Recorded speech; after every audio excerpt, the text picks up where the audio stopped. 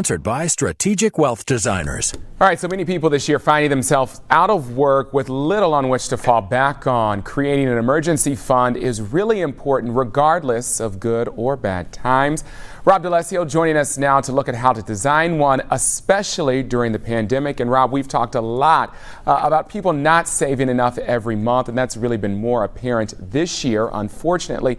So what does a proper emergency fund look like? And I'm guessing that it really does look different for every person, right?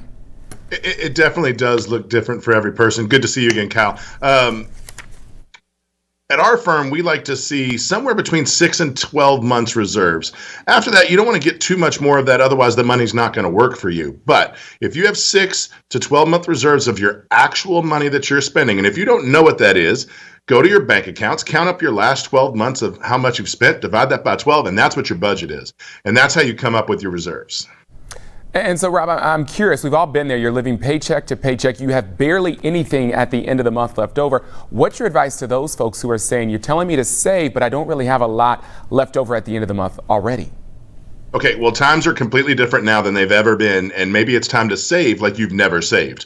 So instead of waiting until the end of the month and saving whatever's left, why don't you save at the very beginning? Maybe 5%, ideally 10%. You get your paycheck, put 10% away, just like it's a bill. And then after that, you live on the rest. You'd be surprised how much you lower what you're spending. Rob, this is great advice for myself. I'm not a good saver, so I'm taking this. I'm taking this all right now. How do you go about restructuring spending to make sure that you have the reserves in place when something bad does come along?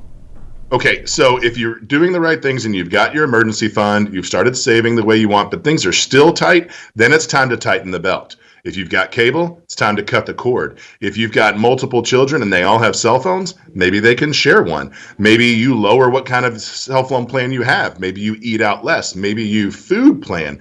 It's just a matter of where can you cut nickels and dimes because they start up to be dollars and dollars later on. All right, Rob, good advice as always. I'm glad I got to see you today. Usually this is Paula doing it with me. I know, so she took a day off, so it's good. Good to see you, my friend. To learn more about this and other business-related news, just go to local12.com/community.